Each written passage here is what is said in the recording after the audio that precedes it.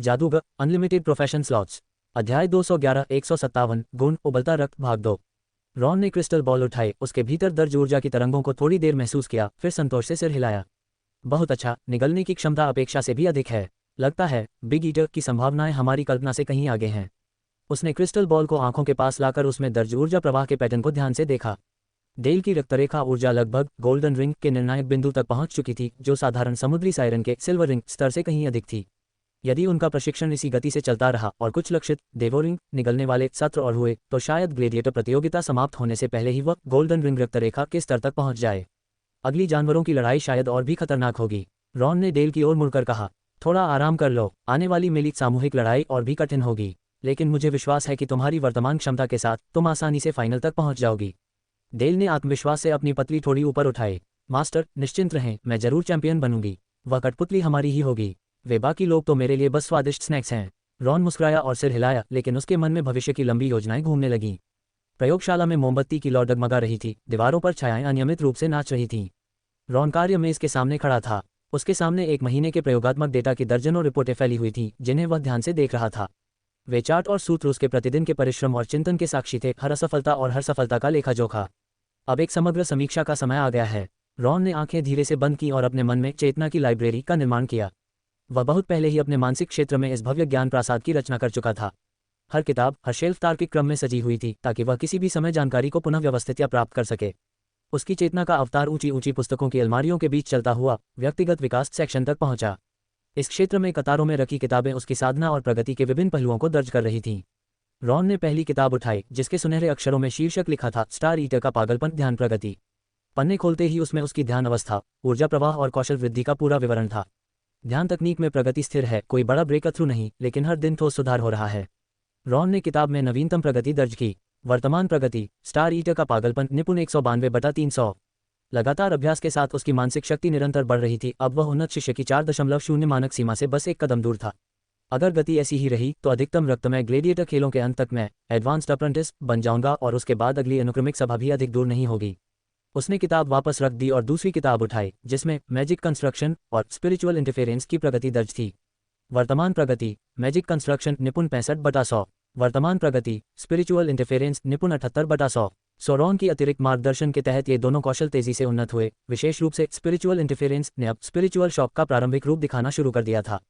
हालांकि यह एक आधिकारिक जादूगर की क्षमता से बहुत दूर था, लेकिन उसके वर्तमान स्तर के लिए यह एक बेहद प्रभावी सहायक आक्रमण था। लगातार अभ्यास के दौरान स्वयं रॉन भी हैरान रह गया था। उसने कहा कि रॉन की मानसिक नियंत्रण की सटीकता अपने साथियों से कहीं अधिक थी। रॉन की आंखों में एक क्षण के लिए चमक आई, फिर वह फिर से शांत हो गया। वह भलीभांति जानता था कि यह किसी असाधारण प्रतिभा का परिणाम नहीं, बल्कि अनगिनत दिनों और रातों के परिश्रम का फल था। हर छोटा कदम समय और पसीने की कीमत पर खरीदा गया था। तीसरी किताब एलिमेंटल परसेप्शन पर थी, जिसमें विभिन्न तत्वीय तरंगों के गुण और उनकी परस्पर क्रियाएं विस्तार से दर्ज थीं।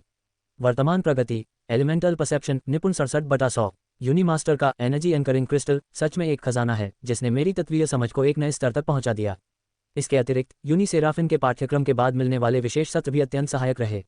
अगर उनका विशेष ध्यान न मिला होता तो रॉन को इस स्तर तक पहुंचने में कई गुना अधिक समय लगता। लेकिन अब सभी उन्नत पाठ्यक्रम पूरे हो चुके थे, और भविष्य में यदि उसे ऐसे अतिरिक्त सत्र चाहिए होते तो उन्हें निजी शुल्क देकर ही लेना पड़ता, और ऐसे भुगतान आधारित परामर्श केवल सप्ताह में एक बार ही उपलब्ध होते थे। किताबों की अलमारियों से बाहर निकलकर रॉन ने संपत्ति सूची वाले विशेष स्क्रॉल को खोला। उसमें उसकी हर आमदनी और खर्च का स्पष्ट लेखा जोखा था। वित्तीय रूप से भी अब अच्छी स्थिरता आ गई है। पिछले महीने में उसने कई बड़े जादुई औषधि ऑर्डर पूरे किए थे, साथ ही ट्रांसफॉर्मर पक्ष से 10 रिजर्व मैजिक स्टोन भी प्राप्त किए थे। सभी प्रयोगशाला खर्च घटाने के बाद अब उसके पास 15 पूर्ण मैजिक स्टोन और 300-400 छोटे छोटे स्टोन के टुकड़े संपत्ति के रूप में थे। बहुत अमीर नहीं, लेकिन एक प्रशिक्षु के लिए ये काफी अच्छा है। रॉन ने अपनी इस संपत्ति की जांच की और थोड़ा संतोष महसूस किया। ये थी प्रोफेशनल अल्केमिस्ट की धन आकर्षित करने की वास्तविक शक्ति। मैजिक स्टोन का पर्याप्त भंडार होने का मतलब था कि आपात स्थिति में वह आवश्यक सामग्री या जानकारी खरीद सकता था और अधिक जटिल प्रयोग भी कर सकता था। अंत में अब बचा है रक्तरेखा सक्रियण प्रशिक्षण। रॉन चेतना की लाइब्रेरी से बाहर निकला, आंखें खोली और उसकी दृष्टि प्रयोग में इसके दूसरे सिरे पर रखी उस कांच की शीशी पर पड़ी। उस शीशी में गहरा लाल तरल भरा था, जो रोशनी में हल्के से घूमता हुआ मानो जीवित प्रतीत हो रहा था। मैग्मा ड्यू क्राउन ब्रीदिंग तकनीक के तीसरे चरण के लिए आवश्यक शरीर संवर्धन औषधि।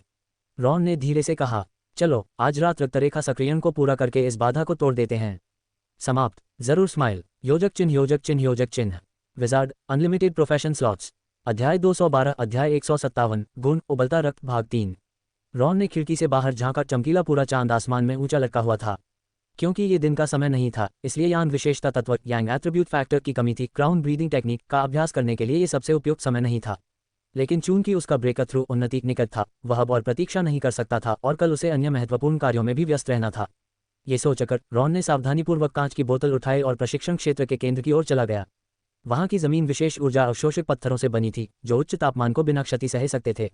उसने गहरी सांस ली, पद्मासन में बैठ गया और अपनी सांसों को स्थिर करने लगा।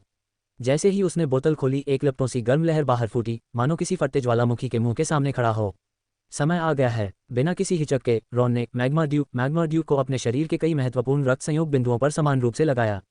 क्षण भर में ऐसा लगा मानो उस पर वास्तविक लावा उड़ेल दिया गया हो। जलन त्वचा के आर पार भीतर तक उतर गई और फिर तेजी से पूरे शरीर में फैल गई। त्वचा का हर इंच, हर मांसपेशी रेशा, हर रक्तवाहिनी सब तप्त ऊर्जा से भर गए। ओह, हालांकि उसने ये कई बार पहले आजमाया था, फिर भी रॉन दर्द से करा उठा। ये पीड़ा उसकी कल्पना से भी परे थी, मानो शरीर का सारा रक्त आग बनकर भीतर उबल रहा हो, गरजता हुआ दौड़ रहा हो। उसकी त्वचा लाल हो उठी, मानो भीतर से झुलस रही हो। पसीना तुरंत भाप बन गया और उसके चारों ओर हल्का धुंधलका बना दिया। नियंत्रण रखना ही होगा। रॉन ने दांत भींचे और असहनीय पीड़ा के बीच क्राउन ब्रीदिंग टेक्निक के तीसरे चरण के अनुसार अपनी सांसों को नियमित करने लगा। हर श्वास जैसे आग निगलने जैसा था और हर निश्वास दहकते लावे को बाहर निकालने जैसा। धीरे धीरे उसकी सांसें स्थिर हुईं और दर्द एक विचित्र अनुभूति में बदलने लगा। अब वह केवल पीड़ा नहीं थी, बल्कि एक गहन शुद्धिकरण सी प्रतीत हो रही थी। रॉन को महसूस हुआ कि मैग्मा ड्यू उसके रक्त के तत्वों को बदल रही थी, उसे और अधिक सक्रिय, अधिक आक्रामक बना रही थी। औषधि से प्रभावित रक्त जैसे जीवित हो उठा था और शरीर के हर अशुद्ध व अवरुद्ध हिस्से को खोजकर जलाने लगा था। पहली सांस। रॉन ने धीमे स्वर में मंत्र बोला और एक विशिष्ट लय के साथ सांस ली। उसका सीना फैला, मानो वह और अधिक ऊर्जा समेट सकता हो। दूसरी सांस। दूसरी सांस के साथ उसके भीतर की गर्म धाराएं घूमने लगी, एक ऊर्जा परिपथ एनर्जी सर्किट बन गया। ये परिपथ हृदय से शुरू होकर भुजाओं, पेट, पैरों से होता हुआ पुनः हृदय तक लौट आया, हर चक्र के साथ ऊर्जा और शुद्ध और प्रबल होती गई। लेकिन जब उसने तीसरी सांस में प्रवेश करने की कोशिश की तो अचानक प्रतिरोध महसूस हुआ। तीसरी सांस। ऊर्जा जैसे किसी सीमा पर पहुंच गई थी, आगे बढ़ नहीं पा रही थी, जैसे एक पतली धारा अचानक किसी उफनती नदी का प्रवाह रोकने की कोशिश कर रही हो। बस थोड़ा और। रॉन ने दांत भींच लिए, शरीर फटने की अनुभूति को सहते हुए। उसे पता था यही वह महत्वपूर्ण क्षण है जब रक्तरेखा सक्रियण ब्लडलाइन एक्टिवेशन का बॉटलनेक टूट सकता है। लेकिन उसकी हर कोशिश बेअसर रही। वह अदृश्य दीवार अडिग खड़ी थी। नीचे का पत्थर भी अब गर्मी से लाल पड़ने लगा था और तीव्र ताप लहरें उत्सर्जित कर रहा था। जब ये रक्तरेखा सक्रियण ही है तो क्यों न काइमेरा कोर की शक्ति को भी जागृत किया जाए। उसने आंखें बंद की और भीतर स्थित उस कोर से संपर्क साधने का प्रयास किया। ये पहली बार नहीं था, बस अब तक वह अंतिम कड़ी तक नहीं पहुंच पाया था। लेकिन इस बार ये दरवाज़ा निश्चित रूप से अंतिम अवरोध था। जैसे जैसे उसने भीतर की तप्त ऊर्जा को बार बार संचालित किया, एक विचित्र और प्राचीन शक्ति भीतर से जागने लगी। वह आदिम जीवन शक्ति थी, परिवर्तन और अनुकूलन के गुणों से भरी हुई। अब रॉन ने उस हल्के से संबंध को थाम लिया और अपनी रक्तरेखा को उससे एक कर दिया। क्षण भर में मानो बांध टूट गया, भीतर से एक अद्वितीय शक्ति का विस्फोट हुआ। उसे महसूस हुआ त्वचा के नीचे उसकी रक्तवाहिकाएं फैल रही थीं, मांसपेशियां सीमा तक खींच रही थीं, फिर संकुचित हो रही थीं। ये प्रक्रिया बार बार दोहराई गई, जिससे वे और अधिक सुदृढ़ व लचीली बन गईं। मैग्मा ड्यू से बदला हुआ रक्त इस क्षण पूरी तरह जीवित हो उठा। मानो उसमें चेतना आ गई हो। वह शरीर के हर कोने में ऊर्जा पहुंचाने लगा जहां इसकी सर्वाधिक आवश्यकता थी। यह अवस्था न जाने कितनी देर तक चली, जब तक रॉन को फिर से अपने शरीर पर नियंत्रण महसूस न हुआ। जब वह उठा तो उसने देखा वह पूरी तरह पसीने से भीगा हुआ था। लेकिन इस बार थकान के बजाय उसके भीतर एक अभूतपूर्व हल्कापन और शक्ति का अनुभव था। मानो किसी भारी बंधन से मुक्त हो गया हो। उसका शरीर पहले से कहीं अधिक फुर्तीला लग रहा था।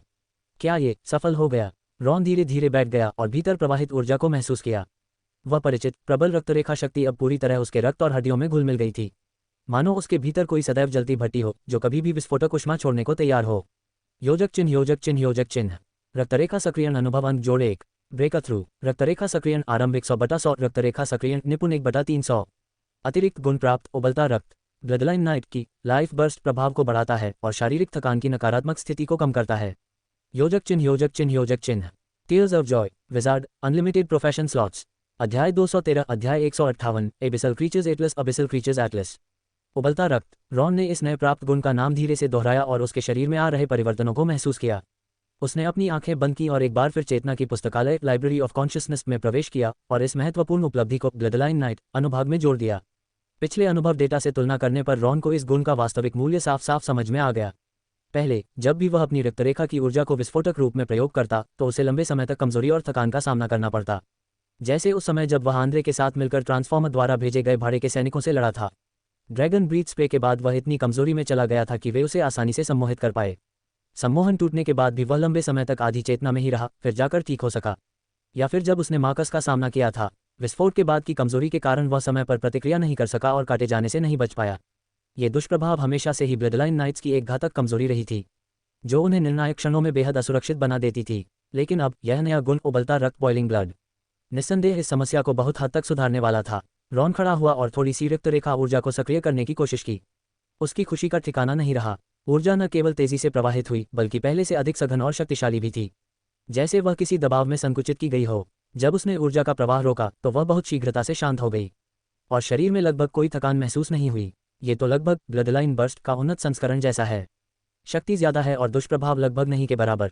रॉन ने धीरे से अपनी मुट्ठी भींची। वह महसूस कर रहा था कि उसकी उंगलियों के जोड़ तक में जीवन और जोश की लहर दौड़ रही है।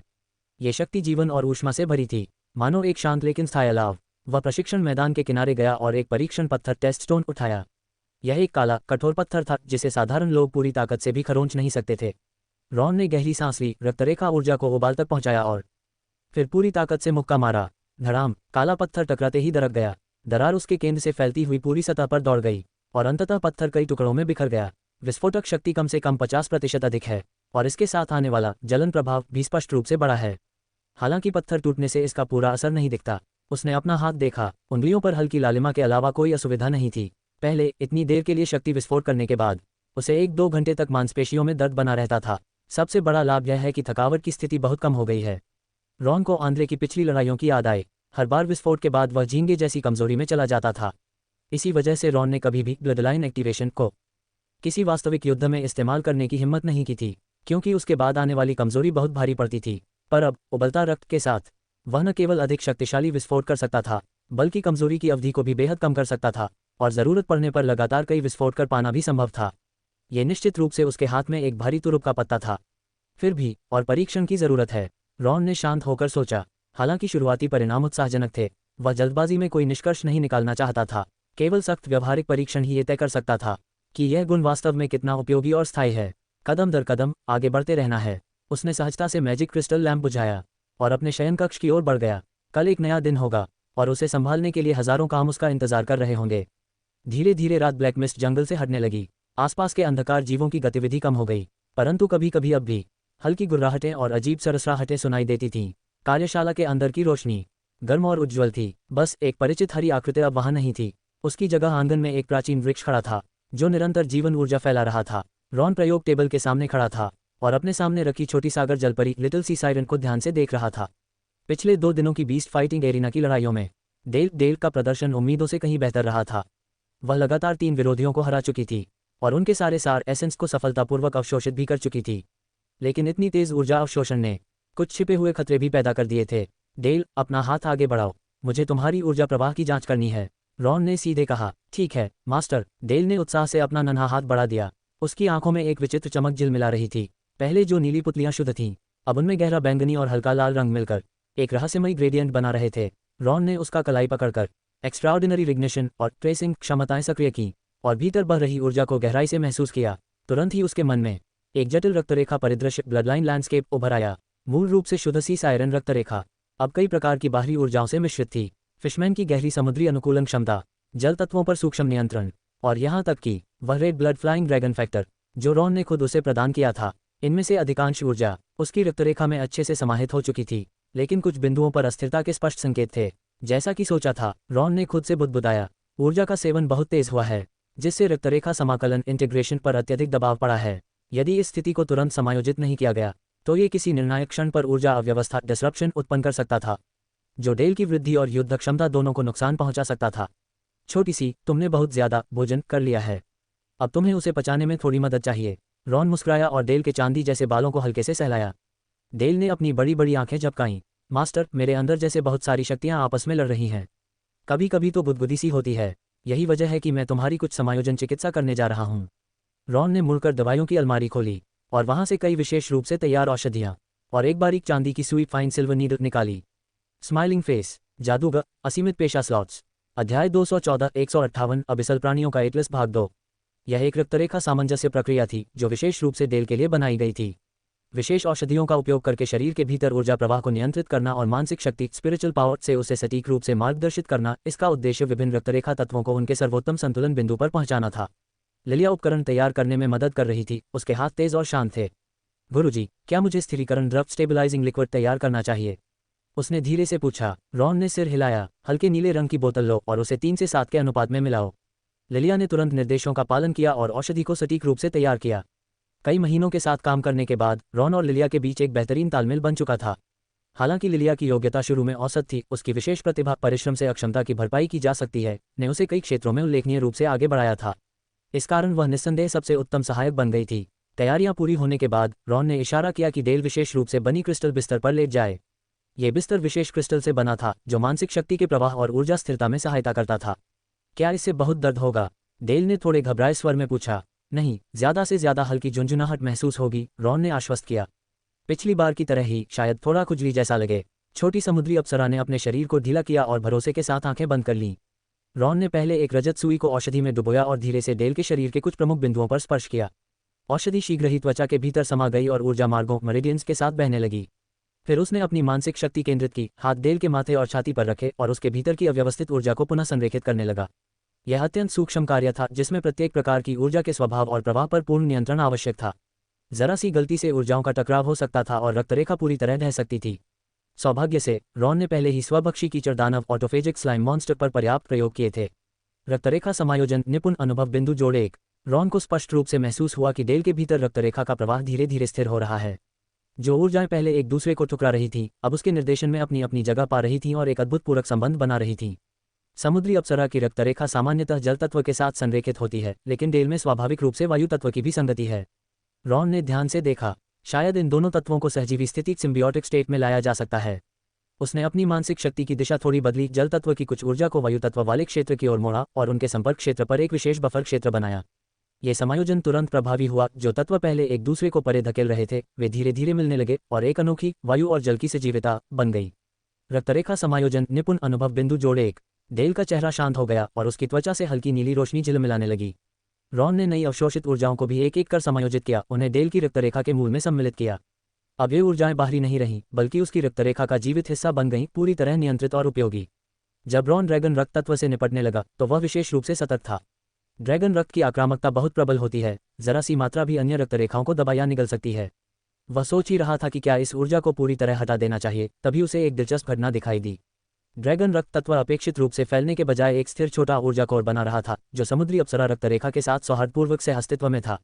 रोचक, रॉन ने भौं उठाई। ड्रैगन रक्त ने विनाशकारी प्रभाव नहीं दिखाया, बल्कि किसी बीज जैसी संरचना बनाई है। अपनी ट्रेसिंग क्षमता से वह उस बीज के संभावित विकास मार्ग को देख सकता था। यदि उचित दिशा और पोषण दिया जाए तो ये डेल को कुछ ड्रैगन जैसी विशेषताएं प्रदान कर सकता है, बिना उसकी मुख्य समुद्री अप्सरा रक्तरेखा को प्रभावित किए। ये वाकई एक दुर्लभ अवसर है। रॉन ने इस विशेष संरचना को बनाए रखने का निर्णय लिया और उसके लिए अधिक स्थिर ऊर्जा वातावरण बनाया। उसने डेल में एक विशेष सुदृढ़ करने वाली औषधि एनहांसिंग पोषण प्रविष्ट की और उस बीज के चारों ओर ऊर्जा प्रवाह को एक सुरक्षात्मक परत में परिवर्तित किया। इससे वह धीरे धीरे विकसित हो सकेगा, बिना मुख्य रक्तरेखा में हस्तक्षेप किए। बिल्कुल वैसे ही जैसे सीपी के भीतर छिपा नर्म मोती। रॉन मुस्कुराया। बाहरी खोल सुरक्षा देता है और अंदर का भाग धीरे धीरे बढ़ता है। पूरी सामंजस्य प्रक्रिया लगभग 3 घंटे चली। जब अंततः ऊर्जा प्रवाह पूर्ण संतुलन पर आ गया, डेल की रक्तरेखा अपनी सर्वोत्तम स्थिति में पहुंच गई। रक्तरेखा समायोजन निपुण अनुभव बिंदु जोड़े 1। रॉन ने गहरी सांस ली और अपनी मानसिक शक्ति धीरे से वापस खींच ली। यह उच्च तीव्रता वाला कार्य उसके लिए भी थकाऊ था, लेकिन परिणाम इसके योग्य था। डेल ने धीरे से आंखें खोली। उसकी पुतलियां पहले से कहीं अधिक चमकदार और स्वच्छ थीं। गुरुजी, मुझे बहुत हल्का महसूस हो रहा है। वह उत्साहित होकर उठी और हवा में अपने हाथों से एक आग बनाया। उसके साथ ही एक जल की धारा शून्य से प्रकट हुई, जो हवा में सुंदरता से घूमने लगी।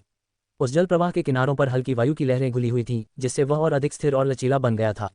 वायु और जल दोनों तत्वों की संगति। रॉन ने संतोष से सिर हिलाया। परिणाम अपेक्षा से भी बेहतर हैं। छोटी समुद्री अप्सरा ने खुशी से क्रिस्टल बिस्तर से छलांग लगाई और कमरे में घूमने लगी।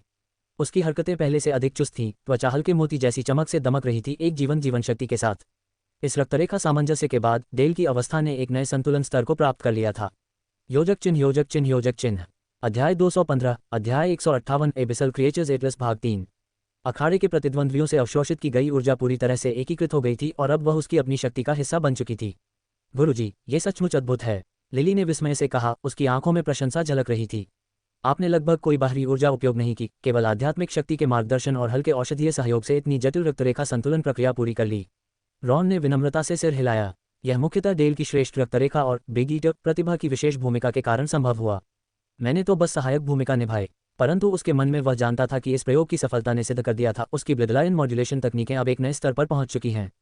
साधारण रक्त शुद्धि प्योरिफिकेशन से लेकर जटिल तत्वीय संयोजन एलिमेंटल फ्यूजन तक और अब समग्र रक्तरेखा संतुलन कॉम्प्रहेंसिव हार्मनी तक हर कदम असंख्य प्रयोगों और विशाल सैद्धांतिक शोध पर आधारित था।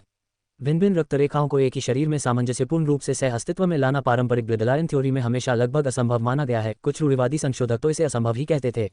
रॉन ने अपने प्रयोग से इसकी संभावना को वास्तविकता में सिद्ध किया। हालांकि यह प्रक्रिया अत्यंत सटीक आध्यात्मिक नियंत्रण और रक्तरेखाओं के सार की गहरी समझ की मांग करती थी। लेकिन इसी सफलता के बीच एक बात उसे असहज कर रही थी। उसकी ब्लडलाइन मॉड्यूलेशन तकनीकें तो लगातार सुधर रही थीं, परंतु एक्स्ट्राऑर्डिनरी बायोलॉजी में उसकी प्रगति एक ठहराव पर पहुंच गई थी। वर्तमान प्रगति एक्स्ट्राऑर्डिनरी बायोलॉजी एंट्री 4850 ये संख्या कई दिनों से स्थिर थी, जबकि प्रारंभिक स्तर पार करना आसान होना चाहिए था, परंतु ये देरी अपेक्षा से अधिक लंबी हो गई थी। रॉन ने भौहें सिकोड़ते हुए उस समय को याद किया जब उसकी तलवार कला स्वॉर्ड्समैनशिप भी ऐसे ही रुकी हुई थी। तब भी चाहे जितना अभ्यास किया, अंतिम अंक नहीं बढ़ा जब तक उसने उसे वास्तविक युद्ध में प्रयोग नहीं किया। शायद एक्स्ट्राऑर्डिनरी बायोलॉजी के साथ भी यही स्थिति है, उसने सोचा। वह जानता था केवल सैद्धांतिक अध्ययन से अब आगे नहीं बढ़ा जा सकता, वास्तविक अनुभव और प्रत्यक्ष अवलोकन आवश्यक हैं। उसने डेल की ओर कुछ खेद के साथ देखा। उसकी रक्तरेखा में संशोधन से बहुत अनुभव तो मिला, परंतु ब्लैक मिस्ट जंगल में असाधारण जीवों की किस्में सीमित थी, गहन अध्ययन के अवसर दुर्लभ थे। क्या सोच रहे हैं गुरुजी? डेल ने सिर झुकाकर पूछा। उसकी बैंगनी नीली आंखों में जिज्ञासा झिलमिला रही थी। रॉन ने उसके चांदी जैसे बालों को हल्के से सहलाया। कुछ खास नहीं, बस अगली योजना पर विचार कर रहा हूँ। तुम अब ब्लडी ग्लैडिएटोरियल गेम्स के शीर्ष 16 में पहुंच चुकी हो। अगले प्रतिद्वंद्वी अधिक शक्तिशाली होंगे, हमें बेहतर तैयारी करनी होगी। डेल ने आत्मविश्वास से अपनी मुट्ठी लहराई। चिंता मत कीजिए गुरुजी, मैं सबको निगल जाऊंगी। रॉन मुस्कुराया, पर भीतर ही भीतर वह एक और प्रश्न पर विचार कर रहा था। वह असाधारण जीवों के बारे में और अधिक प्रत्यक्ष जानकारी कैसे प्राप्त कर सकता है? उसी समय लिली कुछ नई सूचना लेकर आए। गुरुजी, आज जब मैं आपके लिए बीस्ट फाइटिंग अरेना की पात्रता प्रमाण पत्र लेने गई तो मैंने वहां के अधिकारी से कुछ मैजिक स्टोन टुकड़ों के बदले जानकारी ली। इस बार का युद्ध विषयक जीव उपदीन हाइक के निजी संग्रह से है और नियम भी बदले जाएंगे। रॉन की आंखों में चमक आ गई। ओह, विस्तार से बताओ, लिली ने कहा जा रहा है कि उस जीव के कई हिस्से ग्रेट एबिस महान गर्त से लिए गए हैं, पर अधिकारी को अधिक जानकारी नहीं थी। वह थोड़ा झिझकी, बालों को उंगली से घुमाते हुए बोली। सुना है कि इस युद्ध के बाद प्रतिभागियों को उपदीन के साथ उस जीव का एनाटॉमी गाइड देखने का विशेष अवसर मिलेगा। इसी कारण पुराने प्रतिभागी हर वर्ष भाग लेते हैं। Anatomy guide? रॉन ने बुदबुदाया। ये वास्तव में एक दुर्लभ अवसर था। मून स्तर के विजार्ड उपदीन हाइक की समझ और अनुभव अद्वितीय थे। उनके द्वारा किसी असाधारण जीव की चीरफाड़ और विश्लेषण देखना एक्स्ट्राऑर्डिनरी बायोलॉजी के लिए एक अमूल्य व्यवहारिक कक्षा के समान था। आमतौर पर इस स्तर के जादूगर से परामर्श प्राप्त करना लगभग असंभव होता है, भुगतान करने पर भी बहुत सीमित कोटा मिलता है। इसके अलावा, लिली ने उत्साहित स्वर में आगे कहा, सुना है कि विजेता को पुरस्कार में एक कठपुतली पपेट और अबिसल क्रीचर्स एटलस नामक पुस्तक मिलेगी। ये सच है या नहीं निश्चित नहीं, पर यदि है तो वह अनुपम निधि होगी। ग्रेट एबिस अनगिनत कथाओं और रहस्यों से ढकी वह जगह जिसे असंख्य रहस्यमय जीवों का उद्गम कहा जाता है। इससे जुड़ी जानकारी स्कूल में गुप्त रखी जाती है और उम्मीदवार जादूगर भी पूरी जानकारी प्राप्त नहीं कर पाते। और अब यदि वह विशेष एटलस मिल सके तो ये रॉन के एक्स्ट्राऑर्डिनरी बायोलॉजी अनुसंधान के लिए अमूल्य होगा। सामान्य असाधारण जीवों और एबिसल जीवों के बीच का अंतर ही शायद वह महत्वपूर्ण सूत्र था जो उसके शोध की बाधा तोड़ सकता था। लगता है इस टूर्नामेंट का चैंपियनशिप पुरस्कार मेरी कल्पना से कहीं अधिक मूल्यवान है, रॉन ने धीमे स्वर में कहा। वह समझ चुका था, चैंपियन बनकर न केवल उसे प्रतिष्ठा और पुरस्कार मिलेंगे, बल्कि एक्स्ट्राऑर्डिनरी बायोलॉजी में उसका अगला ब्रेक थ्रू भी संभवतः उसी से जुड़ा होगा, एनाटॉमी गाइड और एबिसल एटलस के माध्यम से। डेल ने उसकी बांह खींची। गुरुजी, चिंता मत करें, मैं जीतकर वह एटलस आपके लिए लेकर आऊंगी। रॉन के हृदय में एक गर्म लहर दौड़ गई। कमजोर, मृत्युशैया पर पड़ी छोटी सायरन से लेकर अब की जीवंत, आत्मविश्वासी लड़की, डेल का विकास सबकी अपेक्षाओं से बढ़कर था। मुझे तुम पर विश्वास है डेल, उसने स्नेहपूर्वक कहा, लेकिन याद रखना, युद्ध में अपनी सुरक्षा सबसे पहले रखो। लालच या जल्दबाजी मत करना। उसके बाद रॉन ने डेल के अगले कुछ दिनों के प्रशिक्षण कार्यक्रम और पोषण योजना बनानी शुरू की। सिर्फ 3 दिन बचे थे, हर क्षण का सही उपयोग आवश्यक था। लिली, रॉन ने कहा, मुझे डेल के लिए कुछ विशेष औषधियां तैयार करनी हैं। उसने बारीकी से कई एनहांसिंग पोषण की विधियां बताईं, जो विशेष रूप से डेल की रक्तरेखा के अनुसार तैयार की गई थी और थोड़े समय में उसकी युद्ध क्षमता को उल्लेखनीय रूप से बढ़ा सकती थीं। लिली ने सब ध्यानपूर्वक लिखा और तुरंत तैयारी में लग गई। उधर रॉन प्रयोगशाला में लौट आया और एबिसल जीवों पर उपलब्ध सीमित जानकारी का पुनरावलोकन करने लगा। उसे उस संभावित ज्ञान की बुनियादी समझ चाहिए थी ताकि एनाटॉमी गाइड के समय सही प्रश्न पूछ सके और अधिकतम ज्ञान प्राप्त कर सके। देखते हैं, ज्ञात एबिसल स्तर विभाजन। उसने एक पुस्तक खोली जिसमें ग्रेट एबिस के 13 स्तरों का वर्णन था। हर स्तर का पर्यावरण और जीव अलग अलग थे। जितना गहराई में जाओ उतना ही जीवों में म्यूटेशन और शक्ति स्तर बढ़ता जाता है। 6ठे स्तर से नीचे जीवित रहने वाले प्राणी प्रायः किसी न किसी प्रकार का अनुकूलन परिवर्तन अडैप्टिव एवोल्यूशन दिखाते हैं। ये जानकारी बहुत बिखरी और अधूरी है, रॉन ने माथा सिकोड़ते हुए कहा। कोई व्यवस्थित समझ नहीं बन रही। यही अधूरी जानकारी उसकी आगे की प्रगति में बाधक थी। वह एटलस शायद इस रहस्य को खोलने की कुंजी था। जैसा कि कहा गया है, साहपूर्वक परिकल्पना करो पर सावधानी से सत्यापन भी करो। रॉन ने पुस्तक बंद की। वह भली भांति जानता था, शक्ति तभी सार्थक होती है जब वह नियंत्रण में हो। चाहे डेल की रक्तरेखा संतुलन की बात हो या असाधारण ज्ञान की खोज, दोनों में शांति और सावधानी आवश्यक थी। अत्यधिक महत्वाकांक्षा विनाश को आमंत्रित करती है, उतावलापन केवल विपत्ति लाता है। असाधारणता की इस राह पर हर कदम सोच समझकर रखना होगा। खिड़की के पास खड़े होकर रॉन ने दूर दिखती जादुई मीनार की परछाई को देखा। उसके मन में अब लक्ष्य और स्पष्ट था। अबिसल क्रीचर्स एटलस, मून स्तर के जादूगर का एनाटॉमी गाइड, और वह पपेट जो उसके भविष्य की दिशा तय कर सकता था। ये सब ब्लडी ग्लैडिएटोरियल गेम्स की विजेता पुरस्कार सूची में थे, और इन सब की कुंजी थी उसके सामने खड़ी वह छोटी सी सागर सायरन, जिसकी निगलने की क्षमता असाधारण थी। विजय, रॉन ने स्वयं से प्रतिज्ञा की। किसी भी कीमत पर मुझे ये चैंपियनशिप जीतनी ही होगी। धक धक करता दिल,